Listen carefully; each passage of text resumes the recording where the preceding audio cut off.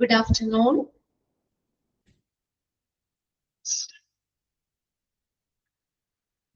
Good afternoon. ഇന്ന് ഞാൻ തന്നെയാണ് കേട്ടോ, വേറൊന്നുമില്ല. അശ്വതി മിസ് ലീവാണ്. മിസ് കുറച്ച് ദിവസമായിട്ട് ലീവാണ്. മിസ്സിന് പനിയൊക്കെ ആയിട്ട് ഹോസ്പിറ്റലിൽ അഡ്മിറ്റ് ആണ്. ഡിസ്ചാർജ് ചെയ്തിട്ടുണ്ട്. 5 ദിവസം ഹോസ്പിറ്റലിലായിരുന്നു. അപ്പൊ അതുകൊണ്ട് എന്താ പറയാ, 2 ദിവസം കൂടി കഴിഞ്ഞ് മൺഡേ മുതലേ ഉണ്ടാവുള്ളൂ മിസ്സിൽ. അതുകൊണ്ട് അങ്ങനെ ഞാൻ കെയർ ചെയ്താണ് കേട്ടോ. ഓക്കെ, നമ്മുടെ പോർഷൻസ് ഒക്കെ അത്രയും തീർന്നു പോകുമല്ലോ. പോർഷൻസ് കഴിഞ്ഞ് കഴിഞ്ഞാൽ പിന്നെ ബാക്കിയുള്ള ടൈം നിങ്ങൾക്ക് അപ്പൊ റിവിഷൻ തരാം കേട്ടോ. അതിനുള്ള സമയം ഉണ്ടാവും. നമ്മുടെ തീർന്നു കഴിയുമ്പോൾ നമുക്കത് പോർഷൻസ് ഉള്ളത് വേഗം തീർത്ത് വെക്കാം. ഓക്കെ, ഞാനൊന്ന് പേജ്, എല്ലാവരും പേജ് എടുത്ത് വെച്ചോ കേട്ടോ. നമ്മൾ ഹോസ്പിറ്റൽ അക്യൂർഡ് ഇൻഫെക്ഷൻ കമ്മിറ്റി വരെയില്ലേ, ഇതാണ് ഇനി പറയണ്ടേ അല്ലേ? ഓക്കെ, ഇൻഫെക്ഷൻ കൺട്രോൾ കമ്മിറ്റി ആണ്. പ്രിവെന്റീവ് മെത്തേഡുകളാണ് കഴിഞ്ഞ ക്ലാസ്സിൽ പറഞ്ഞല്ലേ. അതൊന്ന് പേജ് ഒന്ന് എടുക്കട്ടെ കേട്ടോ.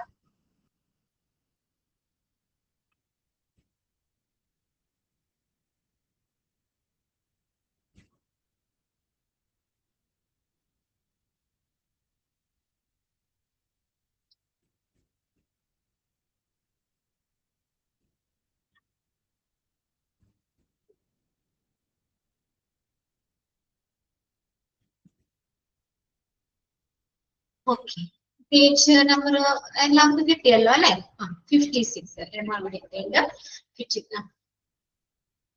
പേജ് നമ്പർ 56, സെക്കൻഡ് മൊഡ്യൂളിലെ എത്രാമത്തെ, 9ാമത്തെ ചാപ്റ്റർ അല്ലേ? 9ാമത്തെ chapter hospital acquired infection.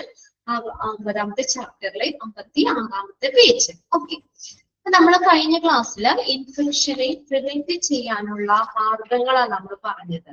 Preventive മെത്തേഡുകളാണ് sanitation, isolation, hand washing, personal protective equipment, പിന്നെ എയർ പ്രിക്കോഷൻസ് പറഞ്ഞു, ഡ്രോപ്ലെറ്റ് പ്രിക്കോഷൻസ് പറഞ്ഞു, കോണ്ടാക്ട് പ്രിക്കോഷൻസ് പറഞ്ഞു, ആന്റി മൈക്രോബിയൽ സർഫസ്. അവിടെ വരെയാണ് കഴിഞ്ഞ ക്ലാസ്സിൽ പറഞ്ഞു നിർത്തിയത് അല്ലെ.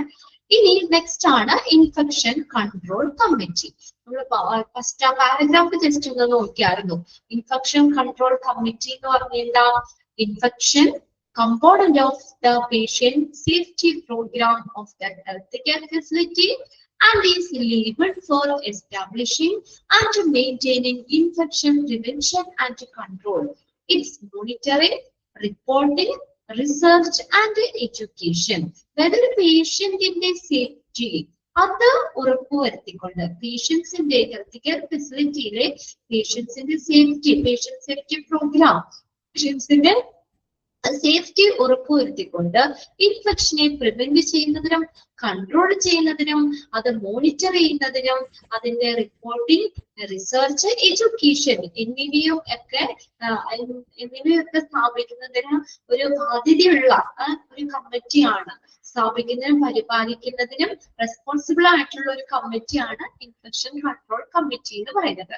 ഇനി അതിനകത്ത് നിങ്ങൾ അതൊന്ന് അണ്ടർലൈൻ ചെയ്തിട്ടുണ്ട് കേട്ടോ. Infection component of a safety programme of health care facility and is liable for establishing and managing infection prevention and control, its monitoring, reporting, research and education. Page number ഒന്ന് പറഞ്ഞു കൊടുത്തേ. എത്ര? 53 അല്ലേ നിങ്ങൾ പറഞ്ഞത്?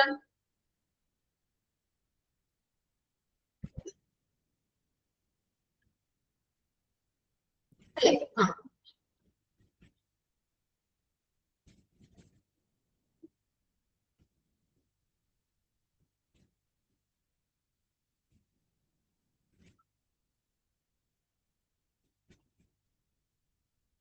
അവിടെ നമുക്ക് വേണമെങ്കിൽ ചോദിക്കാം, ഇൻഫെക്ഷൻ കൺട്രോൾ പ്രോഗ്രാം അതിന്റെ ഗോൾ എന്താണ് അതിന്റെ ലക്ഷ്യം എന്താണ്? Prevent and control hospital acquired infection, HAI. Prevent ചെയ്യുക, കൺട്രോൾ ചെയ്യുക. പേരിൽ നിന്ന് തന്നെ അറിയാലോ, പേഷ്യന്റ് സേഫ്റ്റി പ്രോഗ്രാം എന്ന് പറഞ്ഞു കഴിഞ്ഞാല് എന്താണ്? അനു, എന്താണ്? സൗണ്ട് കേൾക്കുന്നില്ലേ? സൗണ്ട് കേൾക്കാൻ പറ്റുന്നില്ലേ നിങ്ങക്ക്? ഞാൻ സംസാരിക്കുന്നത് ഒട്ടും കേൾക്കണല്ലേ? കുറച്ചു പേരുണ്ട്, കുറച്ചു പേര് കേൾക്കാൻ പറ്റുള്ള എന്നൊക്കെയാണല്ലോ പറയുന്നത്. കട്ടാവുന്നുണ്ടോ? ഓക്കെ, ജസ്റ്റ് ഒരു മിനിറ്റ് ഞാൻ നോക്കട്ടെ കേട്ടോ.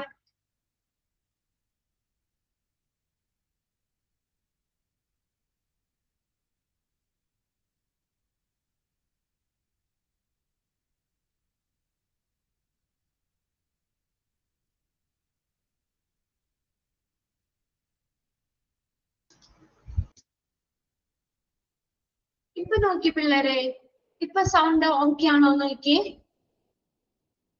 ഓക്കെ ആണ്, ഓക്കെ ആണ്.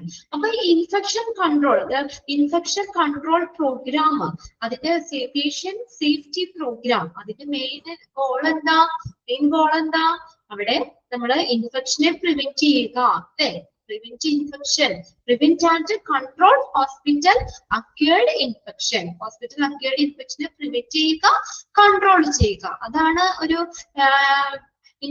നമ്മുടെ പേഷ്യന്റ് സേഫ്റ്റി പ്രോഗ്രാം എന്നതുകൊണ്ട് ഉദ്ദേശിക്കുന്നത്. അപ്പൊ അതിന് നമുക്ക് ഇൻഫെക്ഷനെ പ്രിവെന്റ് ചെയ്യുക, അതിനെ കൺട്രോൾ ചെയ്യുക, അതിനെ മോണിറ്റർ ചെയ്യുക, കറക്റ്റ് ആയിട്ട് റിപ്പോർട്ട് ചെയ്യുക, അതിനെക്കുറിച്ചുള്ള റിസർച്ച്, എഡ്യൂക്കേഷൻ എന്നിവയൊക്കെ സ്ഥാപിക്കുന്നതിനും മെയിൻറ്റെയിൻ ചെയ്യുന്നതിനും ബാധ്യസ്ഥമായിട്ടുള്ളതാണ് ഇൻഫെക്ഷൻ കൺട്രോൾ കമ്മിറ്റി എന്ന് പറയുന്നത്. ഇനി അവിടെ നോക്കി, നമ്മുടെ ഇൻഫെക്ഷൻ കൺട്രോൾ കമ്മിറ്റിയിൽ മെമ്പേഴ്സ് ആയിട്ട് വരുന്നവർ ആരൊക്കെയാണ് കമ്മിറ്റിയിൽ ഇൻക്ലൂഡ് ചെയ്തവര്? ചെയർപേഴ്സൺ ഉണ്ട്, മെമ്പർ സെക്രട്ടറി ഉണ്ട്, മെമ്പേഴ്സ് ഉണ്ട്, റിലവന്റ് മെഡിക്കൽ ഫാക്കൽറ്റീസ് ഉണ്ട്, സപ്പോർട്ട് സർവീസുകൾ ഉണ്ട്. എട്ടാമത്തത് നിങ്ങൾ ഇൻഫെക്ഷൻ പ്രിവെൻഷൻ ആൻഡ് കൺട്രോൾ എന്നില്ലേ, ആ സെന്റൻസ് നോക്കിയാൽ മതി. ആ കമ്മിറ്റിയുടെ maintaining infection prevention and control, its monitoring, reporting, research and education. അതിന് ബാധ്യസ്ഥമായിട്ടുള്ള കമ്മിറ്റിയാണ് ഇൻഫെക്ഷൻ കൺട്രോൾ കമ്മിറ്റി എന്ന് പറയുന്നത്. അതെങ്ങനെയാണ്? പേഷ്യൻസിന്റെ സേഫ്റ്റി ഉറപ്പുവരുത്തിക്കൊണ്ട് ഈ കാര്യങ്ങളെല്ലാം മെയിൻറ്റെയിൻ ചെയ്യാനും സ്ഥാപിക്കുന്നതിനും റിലയബിൾ ആയിട്ടുള്ള ബാധ്യതയുള്ള ഒരു കമ്മിറ്റിയാണ് ഇൻഫെക്ഷൻ കൺട്രോൾ കമ്മിറ്റി. നിങ്ങൾ അവിടെ ഇൻഫെക്ഷൻ പ്രിവെൻഷൻ ആൻഡ് കൺട്രോൾ ഇല്ലേ, അത് മുതൽ അങ്ങനെ അണ്ടർലൈൻ ചെയ്തിട്ടാലും മതി, ഫുള്ള് ചെയ്യണതില്ല. ഇനി അവിടെ നോക്കിയേ, ഓക്കെ, ഇനി അവിടെ ഈ കമ്മിറ്റിയിൽ ഇൻക്ലൂഡ് ചെയ്തവർ ആരൊക്കെയാണ് അത് ചോദിക്കും കേട്ടോ. ഇനി അതില് നോക്കിയേ ആരൊക്കെയുള്ളത് നോക്കിയേ. ചെയർപേഴ്സൺ, ഒരു ഇൻഫെക്ഷൻ കൺട്രോൾ കമ്മിറ്റിയിൽ ഇൻക്ലൂഡ് ചെയ്യുന്നവര് ആരൊക്കെയാണ്? ചെയർപേഴ്സൺ ഉണ്ട്, മെമ്പർ സെക്രട്ടറി ഉണ്ട്, മെമ്പേഴ്സ് ഉണ്ട്, റിലവന്റ് മെഡിക്കൽ ഫാക്കൽറ്റീസ് ഉണ്ട്, സപ്പോർട്ട് സർവീസുകൾ ഉണ്ട്, ഇൻഫെക്ഷൻ കൺട്രോൾ നേഴ്സ് ഉണ്ട്, ഇൻഫെക്ഷൻ കൺട്രോൾ ഓഫീസർ ഉണ്ട്. ഇനി ഇതിന്റെ ഹെഡ് ഓഫ് ദ ഇൻസ്റ്റിറ്റ്യൂട്ട് എന്ന് പറയുന്നത് ആരാണ്? ചെയർപേഴ്സൺ ആണ്. ഹെഡ് എന്ന് പറയുന്നത് ആരാണ്? ചെയർപേഴ്സൺ ആണ്.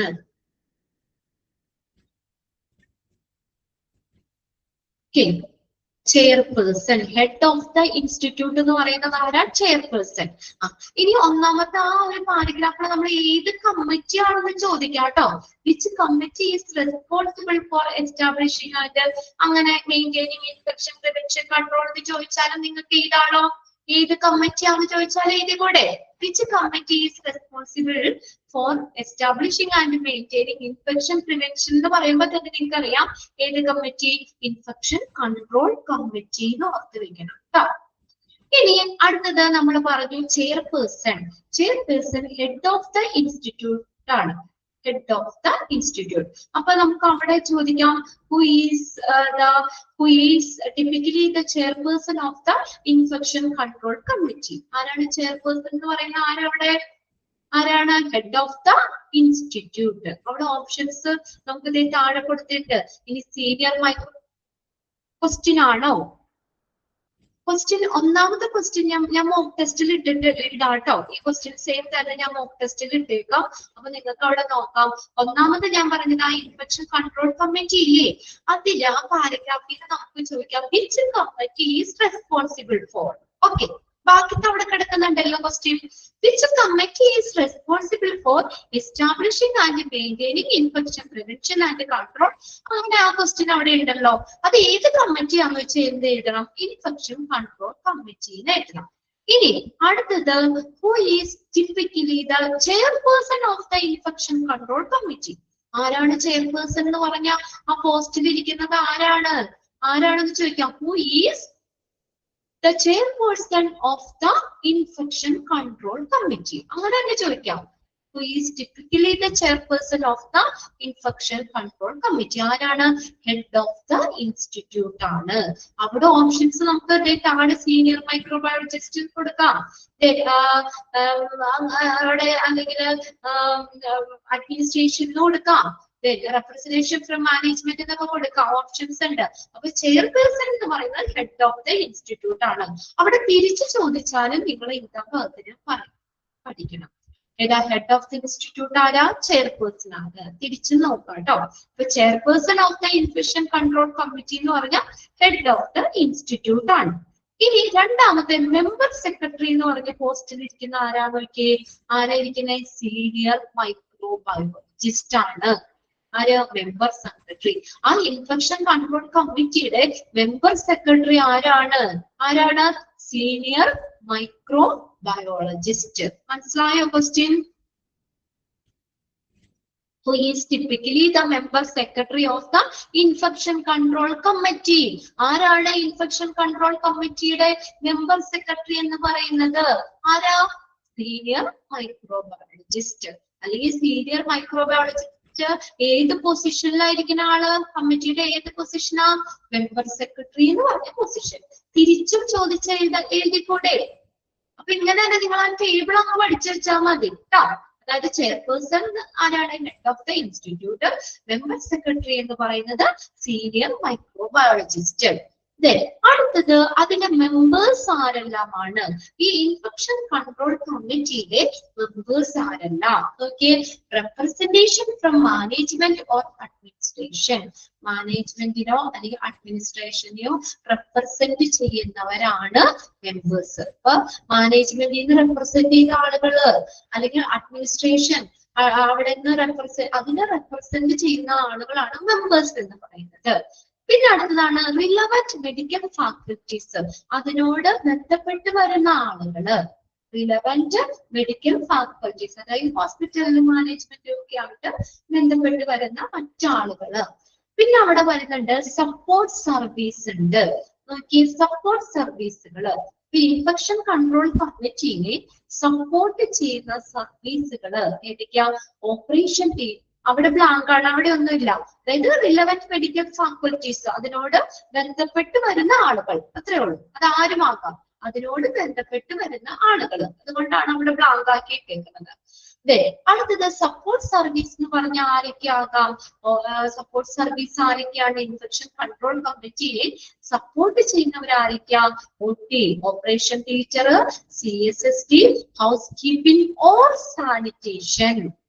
രണ്ടും സെയിം ആണ്. ഹൗസ് കീപ്പിംഗ് സർവീസ് അല്ലെങ്കിൽ sanitation, engineering, pharmacologist, store officer, medical department. ഇതെല്ലാം എന്താണ്? സപ്പോർട്ട് സർവീസ് ആണ്. സപ്പോർട്ട് സർവീസ് ആണ്. അതിൽ നിന്നുള്ള ക്വസ്റ്റ്യന് ഞാൻ ഇട്ടേക്കാം കേട്ടോ. അപ്പൊ നമുക്ക് അവിടെ ചോദിക്കാം, which support service is listed as A member of infection control committee?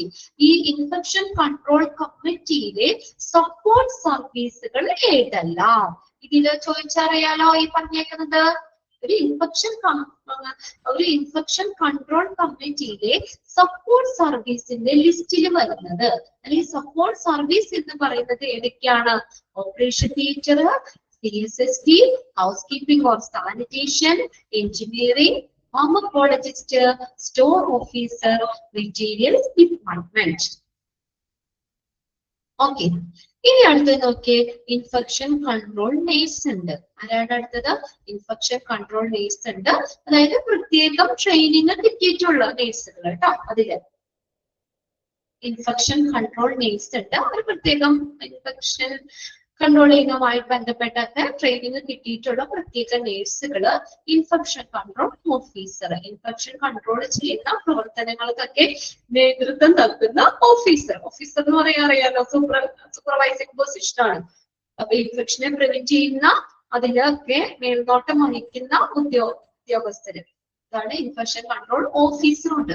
ഇത്രയും പേരുകള് ഇൻഫെക്ഷൻ കൺട്രോൾ കമ്മിറ്റിയിൽ ഇൻക്ലൂഡ് ചെയ്യുന്നവരാണ്. ഈ ഒരു ബോക്സിൽ നിന്ന് ഇൻഫെക്ഷൻ കൺട്രോൾ കമ്മിറ്റിയിൽ ഇൻക്ലൂഡ് ചെയ്യുന്നവരായിരിക്കെ. ഇനി അടുത്തത് എന്താ? ചെയർപേഴ്സൺ ആരാണ് ചോദിക്കാം. ഇൻഫെക്ഷൻ കൺട്രോൾ കമ്മിറ്റിയിലെ ചെയർപേഴ്സൺ ആരാണ് ചോദിക്കാലോ. Head of the institute. Member secretary എന്ന് പറയുന്നത് ആ ഒരു പോസ്റ്റിൽ ഇരിക്കുന്നത് ആരാണ്? Senior microbiologist. അതിന് ഇമ്പോർട്ടന്റ് ആണ് കേട്ടോ. മെമ്പേഴ്സ് എന്ന് പറയുന്നത് ആരൊക്കെയാണ്? പിന്നെ സപ്പോർട്ട് സർവീസിന്റെ ലിസ്റ്റിൽ അല്ലെങ്കിൽ സപ്പോർട്ട് സർവീസ് ഏതൊക്കെയാണ്? ഒരു ഇൻഫെക്ഷൻ കൺട്രോൾ കമ്മിറ്റിയിലെ സപ്പോർട്ട് സർവീസ് അതിന്റെ ലിസ്റ്റിൽ ഉൾപ്പെട്ടത്. ഈ ക്വസ്റ്റ്യൻസ് എല്ലാം ഞാൻ ഉൾപ്പെടുത്തിയിട്ട് ഇന്ന് ക്വസ്റ്റ്യൻ തന്നേക്കാം. ഈ ഒരു ബോക്സിന് ബേസ് ചെയ്തിട്ട് കേട്ടോ. ഇന്നെടുക്കുന്ന ഈ ഒരു സെക്ഷനെ തന്നെ ബേസ് ചെയ്ത് തരാം. ഈ പറഞ്ഞ ക്വസ്റ്റ്യൻസ് ഒക്കെ അതിനകത്ത് ഞാൻ ഇൻക്ലൂഡ് ചെയ്തേക്കാം. ഇനി നെക്സ്റ്റ് വരുന്നത്, ഇനി അടുത്ത നിങ്ങൾക്ക് ബുദ്ധിമുട്ടില്ല അവിടെ, റോളാണ്. അത് നേരെ ആ ഒരു ക്വസ്റ്റ്യൻ അങ്ങനെ ചോദിക്കുള്ളൂ. The role of the infection control team. ഒരു ഇൻഫെക്ഷൻ കൺട്രോൾ ടീമിന്റെ റോൾസ് വരുന്നത് ഏതെല്ലാം, ഇൻക്ലൂഡ് ചെയ്യുന്നത് ഏതെല്ലാം. Okay, the role of infection control team. Infection control team അതിന്റെ റോൾസ് എന്തൊക്കെയാണെന്ന്. The infection control program is labeled for. ഈ ഒരു ഇൻഫെക്ഷൻ കൺട്രോൾ പ്രോഗ്രാം അതിന് എന്തിനൊക്കെയുള്ള ബാധ്യതയുണ്ട്, അല്ലെങ്കിൽ അതിന് എന്തിനൊക്കെ ഉള്ള ഉത്തരവാദിത്വം ഉണ്ടെന്ന് നോക്കിയേ. Infection control program is labelled for. ഒരു ഇൻഫെക്ഷൻ കൺട്രോൾ പ്രോഗ്രാം അതിന് എന്തിനൊക്കെ ഉള്ള ഉത്തരവാദിത്വം ഉണ്ട് അല്ലെങ്കിൽ ബാധ്യതയുണ്ട്. എന്തിനൊക്കെയുണ്ട്? To oversee, coordinate all infection control activities to ensure an effective program. എന്താ പറഞ്ഞേക്കുന്നേ? To oversees. Oversees എന്ന് പറഞ്ഞാ മേൽനോട്ടം വഹിക്കുക. To oversee, മേൽനോട്ടം വഹിക്കുക. Coordinate all infection control activities. എല്ലാ ഇൻഫെക്ഷൻ കൺട്രോൾ പ്രവർത്തനങ്ങളെയും കോർഡിനേറ്റ് ചെയ്യുക. ഓവർസീസ്, മേൽനോട്ടം വഹിക്കുക. എന്തിനു വേണ്ടി? To ensure an effective program. ഒരു ഫലപ്രദമായിട്ടുള്ള ഒരു പ്രോഗ്രാം ഉറപ്പാക്കുന്നതിന് വേണ്ടിയിട്ട് എല്ലാ ഇൻഫെക്ഷൻ കൺട്രോൾ ആക്ടിവിറ്റീസിനെയും മേൽനോട്ടം വഹിക്കുകയും അതിനെ ഏകോപിപ്പിക്കുകയും ചെയ്യുക, കോർഡിനേറ്റ് ചെയ്യുകയും ചെയ്യുക. ഒന്നാമത്തെ പോയിന്റ്സ് ഓക്കെ ആണോ നോക്കിയേ.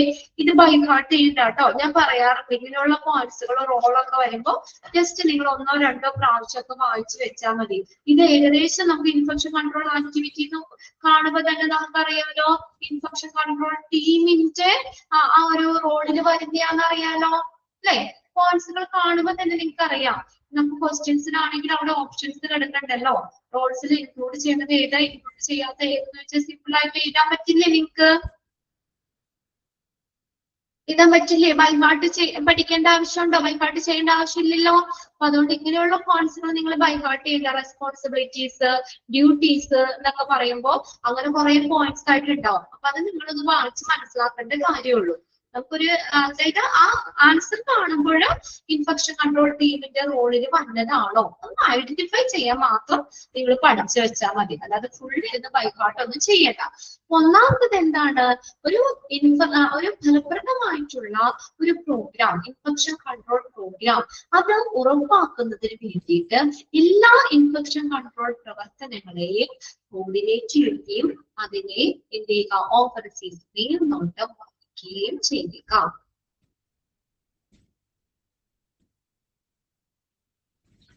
രണ്ടാമത് നോക്കി ഓർഗനൈസ് ചെയ്യുക. എന്താ? സംഘടിപ്പിക്കുക. An epidemiological monitoring program for nosocomial infection. അതായത് ഈ ഹോസ്പിറ്റലിൽ നിന്ന് ഉണ്ടാകുന്ന ഇൻഫെക്ഷൻ, അതാണല്ലോ ഹോസ്പിറ്റൽ അക്യൂട്ട് ഇൻഫെക്ഷൻ എന്ന് പറയുന്നത്. അപ്പൊ ഇങ്ങനെയുള്ള ഹോസ്പിറ്റലിൽ നിന്നൊക്കെ ഇൻഫെക്ഷൻ ഉണ്ടാകുന്ന അണുബാധകൾ ഉണ്ടാകുന്ന അത് നിരീക്ഷിക്കാനും അതിനെ കുറിച്ച് പഠിക്കാനും ഒക്കെ ആയിട്ട് ഒരു സംവിധാനം രൂപീകരിക്കുക. എപ്പിഡെമിയോളജി എന്ന് പറഞ്ഞാൽ സാംക്രമിക രോഗശാസ്ത്രം, അതാണ് കേട്ടോ മലയാളം. സാംക്രമിക രോഗശാസ്ത്രം, എപ്പിഡെമിയോളജി.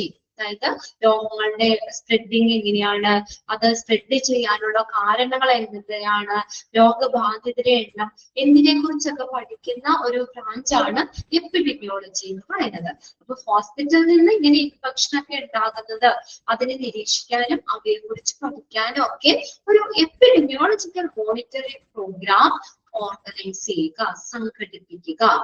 അത്രയും നിങ്ങൾ ഫോർ നോസോകോമിയൽ ഇൻഫെക്ഷൻ ഇല്ലെങ്കിൽ കുഴപ്പമില്ല. എപ്പിഡെമിയോളജിക്കൽ മോണിറ്ററിംഗ് പ്രോഗ്രാം ഓർഗനൈസ് ചെയ്യുക. രണ്ടാമത്തെ നോക്കിയേ, പാർട്ടിസിപ്പേറ്റ് വിത്ത് ഫാർമസി.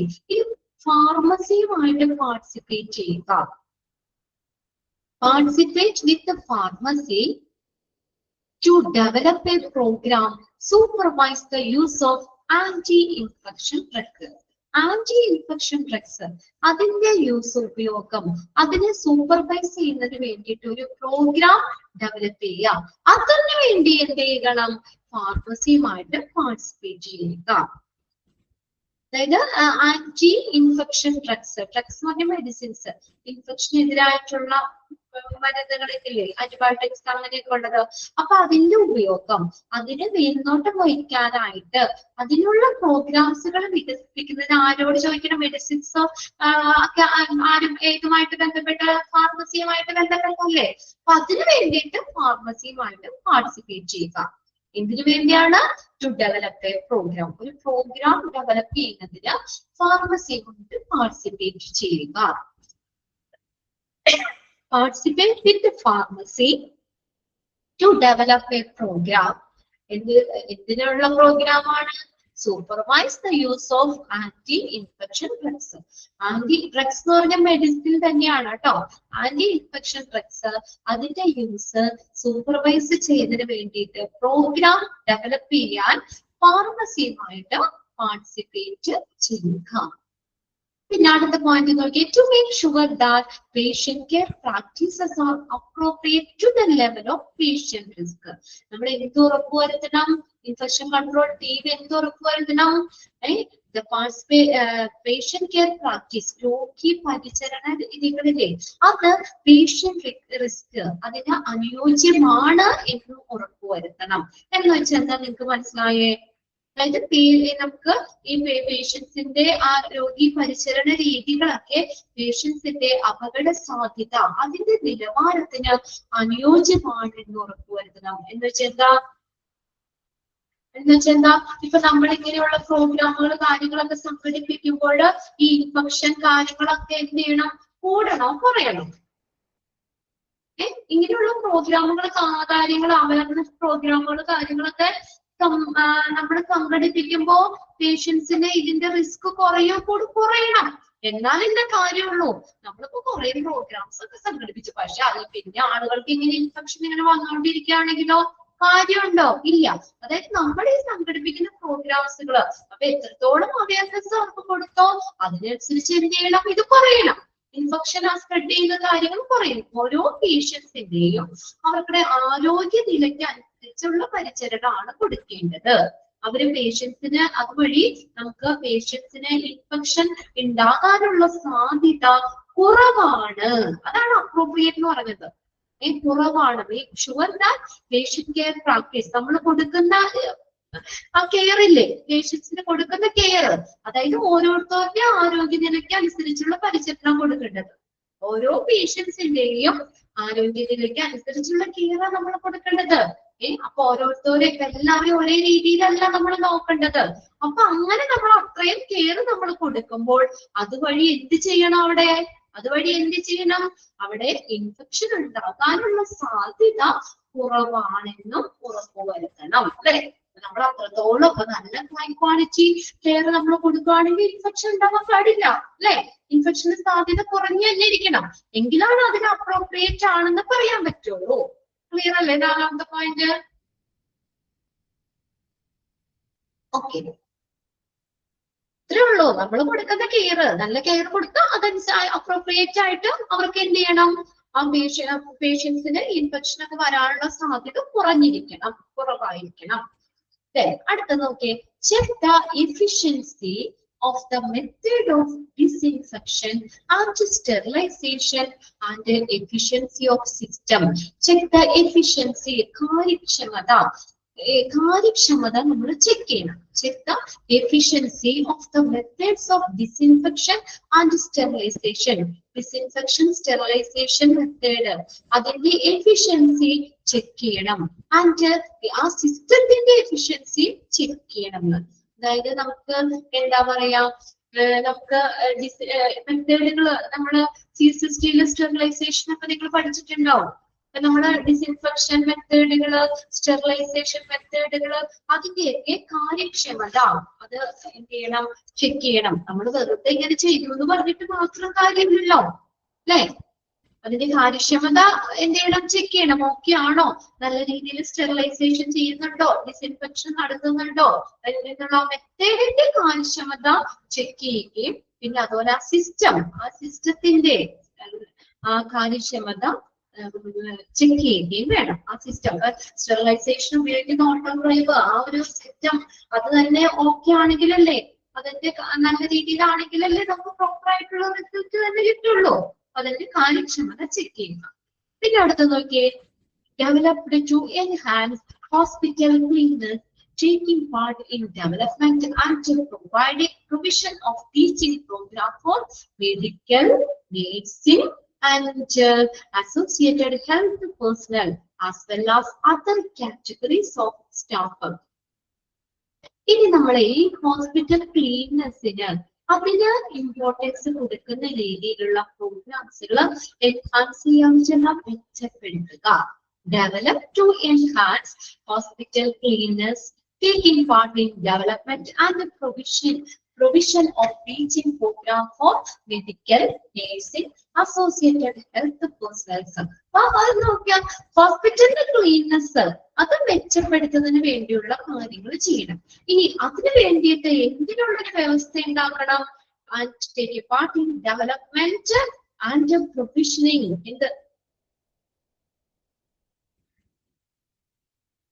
സ്പീഡ് കുറയ്ക്കണോ? ഞാൻ ഒത്തിരി സ്പീഡിലാണ്, നിങ്ങൾക്ക് ഫോളോ ചെയ്യാൻ പറ്റുള്ളേ. അഞ്ചാമത്തെ പോയിന്റ് ആണോ നിങ്ങൾക്ക് മനസ്സിലാവാത്ത? അഞ്ചാമത്തെ പോയിന്റ് വരെ ഓക്കെ ആണോ എന്ന് വായിച്ചു നോക്കിയെന്നാ. അതിലേതെങ്കിലും പോയിന്റ്സ് നോക്കിയേ. അഞ്ചാമത്തെ പോയിന്റ്സ് വരെ നമ്മൾ പറഞ്ഞതിലും ഓക്കെയാണ്. ഓക്കെ, ആറാമത്തെ പോയിന്റ്സ് നമ്മൾ പറഞ്ഞേ ഉള്ളൂ. സിമ്പിൾ ആയിട്ടുള്ള കാര്യമാണ്. ഓക്കെ, അതായത് ഈ ഹോസ്പിറ്റലിലെ ക്ലീൻനെസ് ഇല്ലേ, അത് മെച്ചപ്പെടുത്തണം. അത്രേ ഉള്ളൂ. ഹോസ്പിറ്റലിന്റെ ക്ലീൻനെസ് മെച്ചപ്പെടുത്തണം. അത് മെച്ചപ്പെടുത്താനായിട്ട് എന്ത് ചെയ്യണം? അതിനൊരു വ്യവസ്ഥ ഉണ്ടാക്കണം. അതായത് അവിടെ നമുക്ക് മെഡിക്കൽ, നഴ്സിംഗ്, അതുമായിട്ട് ബന്ധപ്പെട്ട് വരുന്ന ഹെൽത്ത് പേഴ്സണൽ എന്ന് പറഞ്ഞാൽ ഹെൽത്ത് സ്റ്റാഫുകള്, പിന്നെ അതുപോലെ മറ്റ് കാറ്റഗറിയിൽ വരുന്ന സ്റ്റാഫുകള്. അപ്പൊ ഇവർക്ക് എല്ലാവർക്കും എന്താണെന്നറിയോ? ടീച്ചിങ് പ്രോഗ്രാം, അവർക്കുള്ള ടീച്ചിങ് പ്രോഗ്രാമിന്റെ ഒരു ഭാഗമാക്കണം ഹോസ്പിറ്റൽ ക്ലീൻനെസ്. അതായത് ഇത്രേ ഉള്ളൂ. ഇപ്പൊ നമ്മള് നഴ്സിംഗ് സ്റ്റുഡൻസിനെ അല്ലെങ്കിൽ മെഡിക്കൽ സ്റ്റുഡൻസിനെ ഒക്കെ നമ്മള് അവര് ടീച്ചിങ് അവര് പഠിപ്പിക്കൂല്ലേ? ഇപ്പൊ നമ്മള് ഇതിപ്പോ മെഡിസിൻസ് എങ്ങനെയാണ് അവർക്ക് ആ ഒരു ഇതുണ്ടല്ലോ, നഴ്സിംഗ് നമ്മൾ പഠിക്കുമ്പോ അതിനകത്ത് ഈ ക്ലീൻനെസ് കൂടി അതിനകത്ത് ഉൾപ്പെടുത്തുന്നത്. മനസ്സിലായോ? സിമ്പിൾ ആയിട്ടുള്ള കാര്യം അത്. അതായത് അപ്പൊ അവർക്ക് എന്തും ഈ ഇങ്ങനെയുള്ള ക്ലിനിക്കൽ ആയിട്ടുള്ള കാര്യങ്ങൾ മാത്രം അല്ല അവർക്ക് അറിവ് വേണ്ടത്. അവരാദ്യം അറിഞ്ഞിരിക്കണം ഈ ഹോസ്പിറ്റൽ ക്ലീൻനെസ്. ഇപ്പൊ നമ്മള് നേഴ്സിന്റെ കയ്യിൽ നിന്ന് ഇൻഫെക്ഷൻ വരാന്ന് നമ്മൾ പഠിച്ചില്ലേ? അവിടുത്തെ സ്റ്റാഫുകളുടെ കയ്യിൽ നിന്ന് പേഷ്യൻസിലേക്ക് ഇൻഫെക്ഷൻ വരാന്ന് പഠിച്ചു. അപ്പൊ നേഴ്സിന് അറിവുണ്ടായിരിക്കണ്ടേ അല്ലെ? അതിനെക്കുറിച്ച് ഒരു അവയർനെസ് വേണ്ടേ? ഇന്ന രീതികളിലൂടെ വരാം, അല്ലെങ്കിൽ ആ ക്ലീൻനെസിന്റെ ഇമ്പോർട്ടൻസ് ഇതിനെ പോലൊരു വ്യവസ്ഥ. അതായത് അവരെ പഠിപ്പിക്കുമ്പോഴേ ഈ ക്ലിനിക്കൽ ആയിട്ടുള്ള കാര്യങ്ങൾ പഠിപ്പിക്കുമ്പോൾ പേഴ്സണൽ ഹൈജീൻ, അതായത് അവരെ ക്ലിനിക്കൽ ആയിട്ടുള്ള കാര്യങ്ങൾ പഠിപ്പിക്കുമ്പോൾ എന്ത് ചെയ്യണം? ഈ കാര്യങ്ങൾ കൂടി ടീച്ചിങ് പ്രോഗ്രാമിൽ ഉൾപ്പെടുത്തണം. ഇപ്പൊ ക്ലിയർ ആയോ? ഓക്കെ ആയോ? അതും കൂടി അവരെ പഠിപ്പിക്കണം. ഓക്കെ, നമ്മള് സ്കൂളിലാണെങ്കിലും പഠിപ്പിക്കും. ഞങ്ങളൊക്കെ പഠിച്ചപ്പോ പഠിക്കാറുണ്ട് കേട്ടോ. ഇപ്പൊ ഡിഗ്രിക്കാണ് ഞാൻ ഇന്നും ഓർത്തോണ്ടിരിക്കാം. ഞാൻ ഡിഗ്രി ഫൈനല് ഇത് ചെയ്തപ്പോ ഞങ്ങള് ചെല്ലാണ്, ഞങ്ങള് പാരന്റ്സ് മീറ്റിംഗ് ആണ്. അപ്പൊ അമ്മയാണ് വന്നത്. അപ്പൊ അമ്മയും അപ്പൊ ഓരോ പിള്ളേരുടെ വന്നുകൊണ്ടിരിക്കുക. അപ്പൊ ഞങ്ങളുടെ സെക്ഷനിലെ ഹെഡാണ് വന്ന് പറഞ്ഞേ. അപ്പൊ അമ്മമാരോടൊക്കെ ആയിട്ട് എല്ലാവരും പറയാണ്, ഈ പിള്ളേരൊക്കെ വീട്ടിൽ ചെന്ന് എന്തെങ്കിലും പണിയെടുക്കോ? ഇത്രയായ പിള്ളേരല്ലേ ചോദിച്ചപ്പോ ഞങ്ങൾക്ക് അത്യാവശ്യം ചെയ്യായിരുന്നു കേട്ടോ. അമ്മയാണെങ്കിലും ജോലിക്ക് പോയിക്കൊണ്ടിരുന്നു. അപ്പൊ അത്യാവശ്യം കാര്യങ്ങളൊക്കെ നമുക്ക് കുറച്ചൊക്കെ അറിയാം. ചില പിള്ളേരുകളൊക്കെ അന്നേരം അവിടെ എന്ന് പറയുമ്പോ ഞാൻ നിന്റെ പപ്പടം വറക്കും, അത് വലിയ കാര്യമായിട്ട് അവരെടുക്കുന്നേ. ഇത്രയായ ഒരു ഡിഗ്രി വരെ എത്തിയ ഒരു കുട്ടി ഒരു പപ്പടം വറക്കാന്ന് പറഞ്ഞ വലിയ കാര്യമാണോ? നിങ്ങൾ ആലോചിച്ച് നോക്കിയേ, ആണോ? അതൊന്നും അത്ര വലിയ കാര്യമൊന്നുമല്ല, കുട്ടികൾക്ക് വരെ ചെയ്യാവുന്ന കാര്യമാണ്. അപ്പൊ അവര് വലിയത് അപ്പൊ എന്താണെന്നറിയോ, അമ്മമാര് വഴക്ക് പറഞ്ഞു, ആ സാറ് ആ കെട്ട് വഴക്ക് പറഞ്ഞു. എന്താണെന്നറിയോ, നിങ്ങളുടെ മക്കളെ പഠിപ്പിക്കണം എന്ന് പറഞ്ഞാൽ അവർക്ക് അതിന് പക്ഷേ പ്രത്യേകിച്ച് അമ്മമാരോട് പറയാണ്, അയ്യോ മക്കൾ പഠിച്ചോട്ടെ എന്ന് വിചാരിച്ചിട്ട് അവരെ ഒന്നും ചെയ്യിക്കാതിരിക്കരുത്, നാളെ ഒരു വീട്ടിലേക്ക് അവരെ കയറി ചെല്ലേണ്ടതാണ്. അന്നേരം നമ്മുടെ എഡ്യൂക്കേഷൻ ജോലി കാര്യങ്ങളൊക്കെ ഓക്കെ, അതിന്റെ ഒപ്പം തന്നെ അത്യാവശ്യം എന്ത് വേണം, നമ്മൾ വീട് നോക്കാനുള്ള കാര്യങ്ങൾ കൂടി നമ്മൾ പഠിക്കണ്ടേ. സ്കൂളിൽ നിന്ന് നമുക്ക് ആ ഒരു സിലബസ്, ആ ഒരു പഠനം കിട്ടുള്ളൂ, നമ്മൾ അല്ലാത്ത കുറച്ച് കാര്യം പഠിക്കണ്ടേ. അതായത് അപ്പൊ ആ ഒരു പഠനത്തില് എന്തുകൂടി വേണമെന്നാ പറഞ്ഞേ, അമ്മമാരെ എല്ലാവരെയും ചീത്ത പറഞ്ഞു, മക്കളെ കൊണ്ട് ഇന്ന് ചെന്നിട്ട് അവരെ കൊണ്ട് അത്യാവശ്യം ജോലി ചെയ്യിച്ചിട്ട് അവരോട് പഠിക്കാതിരുന്നാ മതി എന്ന് പറഞ്ഞു. അങ്ങനെ തന്നെ പറഞ്ഞു വിട്ടു സാറ്. അപ്പൊ അതായത് അതിന്റെ ഒപ്പം തന്നെ ഇത് കൂടി വേണം. ഇത്രേ ഉള്ളൂ. ഇപ്പൊ നമ്മളെ നഴ്സിംഗ് ഇതൊക്കെ പഠിപ്പിക്കുമ്പോൾ ആ ഒരു ക്ലിനിക്കൽ ട്രീറ്റ്മെന്റ് കാര്യങ്ങൾ അങ്ങനെയുള്ളത് മാത്രമാക്കാതെ ആ ടീച്ചിങ് പ്രോഗ്രാമിൽ എന്തുകൂടി അവർ ഉൾപ്പെടുത്തണം, ഹോസ്പിറ്റൽ ക്ലീനേഴ്സും കൂടി അവരെ അതുകൂടി അവർ ഉൾപ്പെടുത്തണം. ഇപ്പൊ ഓക്കെ ആയോ നോക്കി, ഓക്കെ ആയോ? അതായത് പഠിത്തത്തിന്റെ ഒപ്പം തന്നെ അവനോട് പറഞ്ഞിട്ട് വീട്ടില്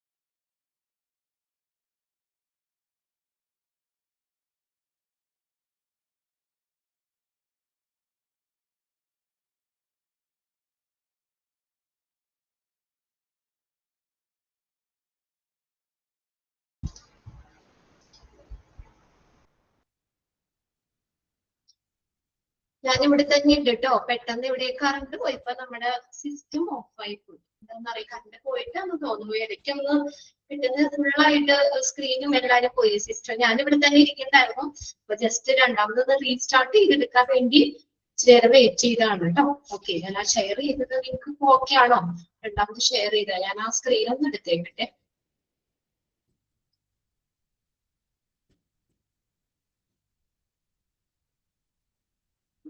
ഇവിടെ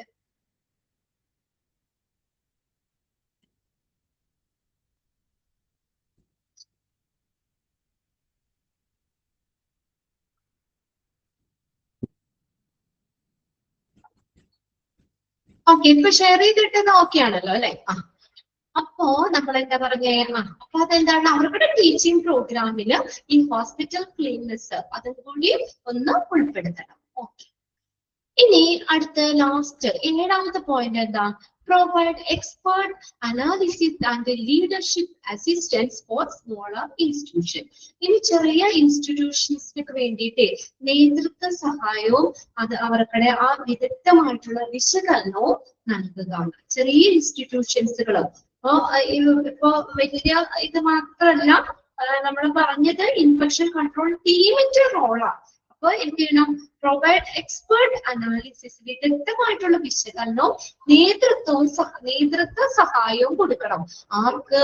ചെറിയ ഇൻസ്റ്റിറ്റ്യൂഷൻസുകൾ, ഫോർ സ്മോളർ ഇൻസ്റ്റിറ്റ്യൂഷൻസിന് വേണ്ടി വിദഗ്ധമായിട്ടുള്ള ഒരു വിശകലനവും ലീഡർഷിപ്പ് അസിസ്റ്റൻസ്, നേതൃത്വ സഹായവും പ്രൊവൈഡ് ചെയ്യുക. അപ്പൊ അവർക്കും ഈ ഇൻഫെക്ഷനെ പ്രിവെന്റ് ചെയ്യുന്ന കാര്യങ്ങൾ അതേക്കുറിച്ചൊക്കെ ഒരു അവയർനെസ് കിട്ടുന്നതിന് വേണ്ടിയിട്ട് ഈ കാര്യങ്ങളൊക്കെ പ്രൊവൈഡ് ചെയ്യുക.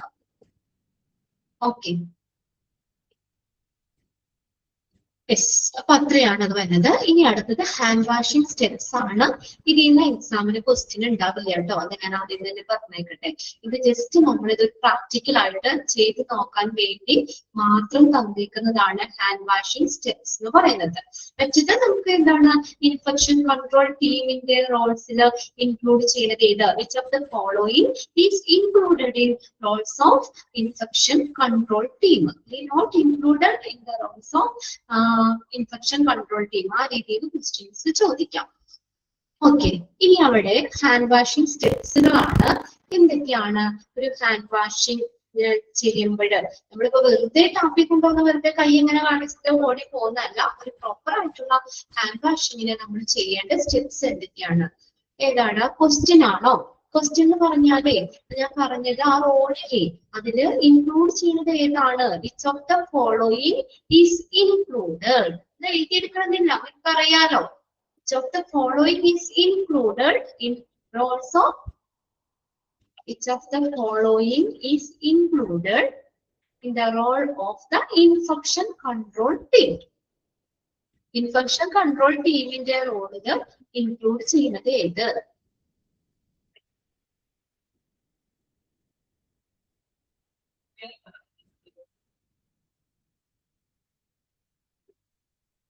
ഓക്കെ, ഇനി ഹാൻഡ് വാഷിംഗ് സ്റ്റെപ്സുകളാണ്. ഇനി പറ്റുന്ന കുട്ടികള് ക്യാമറ ഓൺ ആക്കിക്കോ, നമുക്ക് ഒരുമിച്ച് ചെയ്യാം. ഇതിൽ മാത്രമേ ഉള്ളൂ കേട്ടോ നിങ്ങൾക്ക് ഒരു അവസരം എന്ന് പറയുന്നത്. അപ്പൊ എല്ലാ ക്ലാസ്സിലും ഞാൻ എടുക്കുന്ന ക്ലാസ്സിൽ ഇത് ജസ്റ്റ് അവരെ കൊണ്ട് ഇങ്ങനെ, അവരെ കൊണ്ടല്ല, നമ്മള് രണ്ടുപേരും കൂടെ ഒരുമിച്ച് ചെയ്യാറുണ്ട്. അപ്പൊ ജസ്റ്റ് നമ്മൾ ഫുള്ള് ഇതിങ്ങനെ കേട്ടോണ്ടിരിക്കല്ലോ. അപ്പൊ ഒരു പ്രാക്ടിക്കല് ഇതുപോലെ ജസ്റ്റ് ഒന്ന് നമുക്ക് ചെയ്തു നോക്കാം. പറ്റുന്ന കുട്ടികളെ ക്യാമറ ഒന്ന് ഓൺ ആക്കി വെക്കുകയാണെങ്കിൽ എനിക്ക് നിങ്ങളൊന്ന് കാണാം, നമുക്കിത് ഒരുമിച്ച് ചെയ്യാം. എന്തൊക്കെയാണ് ഒരു ഹാൻഡ് വാഷിംഗ് സ്റ്റെപ്സ് എന്ന് പറയുന്നത്? എന്തൊക്കെയാണ് അതിനകത്ത് വണ്ടിയിൽ നോക്കാം. ഓക്കെ, പറ്റുന്ന പോലെ എന്തെങ്കിലും ഒന്ന് ഓൺ ആക്കിക്കോ.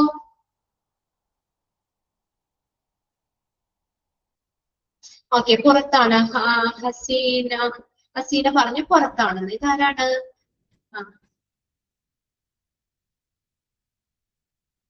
ബിബ്സോൺ. എന്നിട്ടാണ് പേര് നിങ്ങളെ ഇവിടെ നിങ്ങൾ ഇതിനകത്ത് വരുമ്പോഴോ കാരണം ഇതായിരിക്കും റേഞ്ച് ഇഷ്യൂ ഉണ്ട് മാം. ഓക്കെ, ഞാൻ നിർബന്ധമായിട്ട് പറയല്ല കേട്ടോ. പ്രീതി ഒക്കെ ഇവിടെ ക്യാമറ ഓൺ ആക്കി, കുറച്ച് പേരൊക്കെ ഇവിടെ ക്യാമറ ഓൺ ആക്കിയിട്ടുണ്ട്. നല്ല സുന്ദരികളൊക്കെ ആയിട്ടാണല്ലോ എല്ലാവരും ഇരിക്കുന്നത്. ഓക്കെ, നല്ല നമ്മള് ഞാനിവിടെ മ്യൂട്ട് ചെയ്യാറില്ല. ഞാനിവിടെ ഓഡിയോ മാത്രമേ ഞാൻ മ്യൂട്ട് ചെയ്യാറുള്ളൂ. വീഡിയോ അങ്ങനെ നല്ല മര്യാദയ്ക്ക് ഇരിക്കുന്ന പിള്ളേരാണെങ്കിൽ അതിരുന്ന് കാണുമല്ലോ. അത് കുട്ടിയെ ഓണാക്കി വെച്ചിട്ടുണ്ട്. എല്ലാവരും നല്ല സുന്ദരികളൊക്കെ ആയിട്ട് ഇരിക്കേണ്ട. ഗിരീഷ് കുട്ടി ഓണാക്കിയുണ്ട്. ഓക്കെ, പറ്റുന്നവര് ചെയ്യാം. അനു, ഗ്രീഷ്മ ഒക്കെ ഇവിടെ ഓണാക്കി വെച്ചിട്ടുണ്ട്. ഓക്കെ, കുറച്ച് പേരെ ഞാൻ കാണുന്നുണ്ട്. അപ്പൊ നമുക്ക് എങ്ങനെയൊക്കെയാണ് ഒരു പ്രോപ്പർ ആയിട്ട് ജെന്നി അടുത്ത ആൾ വന്നു, ശരണ്യ വന്നു. Okay, very good. ഒരു കാര്യം കൂടി പറയട്ടെ കേട്ടോ. ഞാൻ ഈ ഇപ്പൊ 20 HA1 മുതൽ ഇപ്പൊ 27th ബാച്ച് വരെ എത്തി. അപ്പൊ ഒന്ന് ആലോചിച്ചോളൂ, ഇത്രയും ബാച്ചിൽ കൂടെ ഞാൻ കയറി ഇറങ്ങിയതാ. പക്ഷെ ഇത്രയും കുട്ടികള് ഈ ഒരു പോസ്റ്റ് എടുത്തപ്പോ ക്യാമറ ഓൺ ആക്കിയിട്ട് നിങ്ങളുടെ ക്ലാസ് മാത്രമേ ഉള്ളൂ കേട്ടോ. അവർക്കൊക്കെ മടിയായിരിക്കും. അയ്യോ മിസ്സേ ഞങ്ങളുടെ മേക്കപ്പിലല്ല, അങ്ങനെയാണ് ഇങ്ങനെയാണെന്നൊക്കെ പറയാം. ഞാൻ പറയും, നിങ്ങൾ അല്ലെങ്കിൽ എന്തിനാണ് നാച്ചുറലി നിങ്ങൾ സുന്ദരികളല്ലേ, എന്താണ് ചോദിക്കുന്നത്. അയ്യോ മിസ്സേ എന്നൊക്കെ പറഞ്ഞ അവര്. പക്ഷെ നിങ്ങളുടെ ഞാൻ ഈ സ്ക്രീനിൽ കുറച്ച് പേരെ കാണുന്നുള്ളൂ. എത്ര പിള്ളേരുണ്ട്? 51 പിള്ളേരുണ്ട്. അതിലൊന്നും 7 കുട്ടികളെ മാത്രം സ്ക്രീനില്ല. ഇനി എടുത്ത് നോക്കിയല്ലോ. പക്ഷെ 7 പേര് ഇവിടെ ക്യാമറ ഓൺ ആക്കി വെച്ചിട്ടുണ്ട്. Very good. ബാക്കിയുള്ളവർക്ക് ആരും ഇതുവരെയും ഫുള്ള് ഒരാളോ 2 ആളോ അങ്ങനെ പറഞ്ഞ് അന്ന് ഓൺ ആക്കിയുള്ളൂ. പക്ഷെ നിങ്ങൾ വളരെ നല്ല കുട്ടികളാണ് എന്തായാലും. ഓക്കെ, അപ്പൊ നമുക്ക് നോക്കാം എന്തൊക്കെയാണ് ഹാൻഡ് വാഷിംഗ് സ്റ്റെപ്സുകൾ. ഇവിടെ ഉണ്ടല്ലോ പിള്ളേരെ, നിങ്ങളുടെ ടെക്സ്റ്റില് 9th പോയിന്റ് ആയിട്ടല്ല കിടക്കുന്നത്, 9 പോയിന്റ് അല്ലേ ആ കൊടുത്തേക്കണത്? ആണോ? പോയിന്റ്സ് 9 എണ്ണല്ലേ? ആണ്. ഇനി നമ്മുടെ അവിടെ ആ പിക്ചർ കാണിച്ചേക്കണുണ്ടോ? ആ പിക്ചറിൽ ഇവിടെ ഒരു 11 സ്റ്റെപ്പായിട്ട് കൊടുത്തേക്കുണ്ട്. അതായത് ഞാൻ പറഞ്ഞു വന്നത്, നമ്മുടെ ഈ പോയിന്റ്സുകളില്ലേ, ആ പോയിന്റ്സുകള് അത് കറക്റ്റ് പിക്ചറിൽ അങ്ങനെ മാച്ച് ചെയ്തിട്ടല്ല കൊടുത്തേക്കണത്. അപ്പൊ ഞാനിവിടെ ഓരോ പോയിന്റ്സ് എടുക്കുമ്പോഴും നിങ്ങൾ എന്ത് ചെയ്യണം? പിക്ചറിൽ ജസ്റ്റ് ഒന്ന് നമ്പർ ഇട്ട് വെച്ചു. അപ്പൊ നമുക്ക് അതായത് പോയിന്റ്സിന്റെ കറക്റ്റ് ആയിട്ടുള്ള പിക്ചർ കിട്ടാൻ വേണ്ടിയാ. നിങ്ങൾക്ക് മനസ്സിലായി കാണുമല്ലോ. അതായത് 9 പോയിന്റ് അവിടെ ഉണ്ട്, പോയിന്റ് ഔട്ട് ചെയ്തിട്ട് 9 ഉണ്ട്. പക്ഷെ നിങ്ങളുടെ പിക്ചറിൽ അവിടെ നമുക്ക് ടെക്സ്റ്റിൽ തന്നേക്കുന്ന പിക്ചറിൽ 11 വരെ കൊടുത്തേണ്ട്. അപ്പൊ അതായത് ഈ പറയുന്ന ഓർഡർ അല്ല ആ പിക്ചറിൽ കിടക്കുന്നത്. അപ്പൊ വേണമെങ്കിൽ നിങ്ങൾക്ക് ഒരു കാര്യം ചെയ്യാം.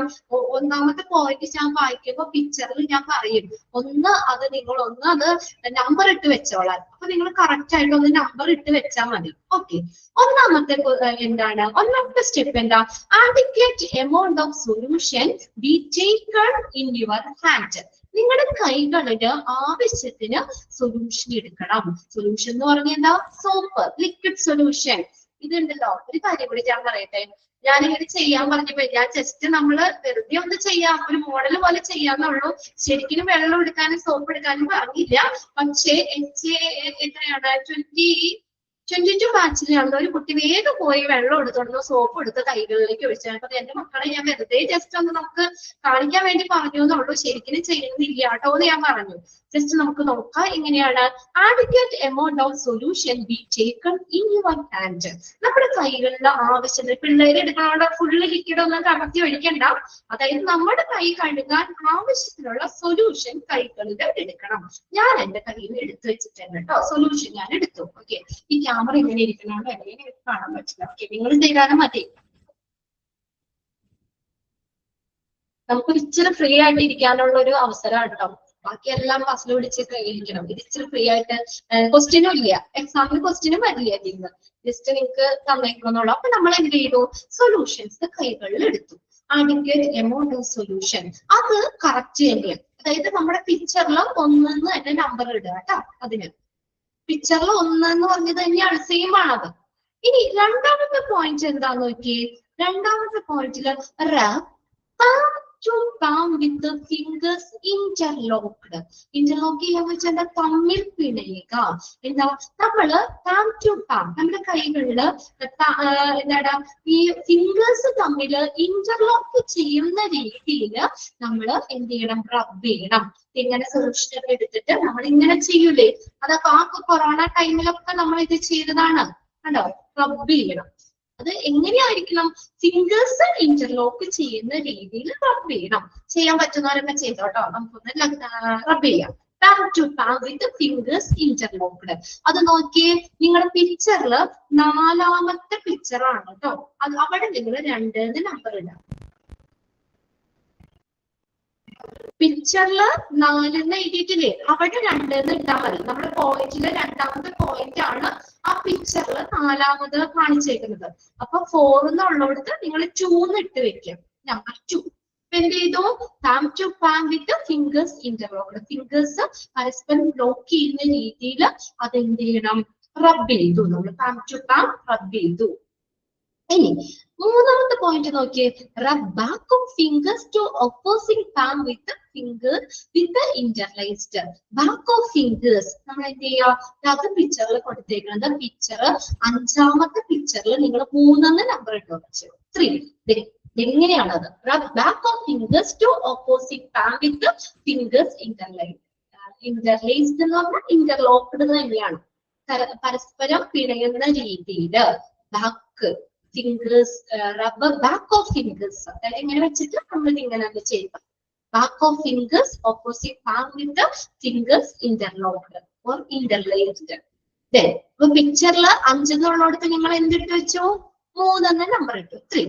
ഇനി അടുത്തത് എന്താ? Rotational rubbing.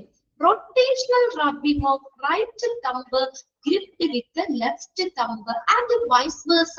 അതുപോലെ തന്നെ തിരിച്ചും. ഇങ്ങനെയാണ് റൊട്ടേഷണൽ റബ്ബിംഗ്. റൊട്ടേഷണൽ റബ്ബിംഗ് 4ാമത്തെ ആണ് കേട്ടോ. 4ാമത്തെ എന്ന് പറഞ്ഞാൽ പിക്ചർ 6ാമത്തെ പിക്ചറാണ് കിടക്കുന്നത്. 4ാമത്തെ പിക്ചറാണ്. സോറി, പിക്ചറിൽ 6 അവിടെ നിങ്ങൾ 4 ഇട്ട് വെക്കാം. റൊട്ടേഷണൽ റബ്ബിംഗ് ഇങ്ങനെ റൊട്ടേറ്റ് ചെയ്യാം. നമ്മുടെ തമ്പ് എടുത്തിട്ട്. ഇതൊക്കെ നമ്മൾ കൊറോണയിലൊക്കെ നമ്മൾ ചെയ്തിട്ടുണ്ട്. നമ്മുടെ ടിവിയിലൊക്കെ നമ്മൾ കാണിച്ചു തന്നേക്കറിയാം. ഹാൻഡ് വാഷിംഗ് കണ്ടത് കുറെ പേരൊക്കെ അവിടെ നിന്ന് റൊട്ടേറ്റ് ചെയ്യിക്കുന്നുണ്ടോ.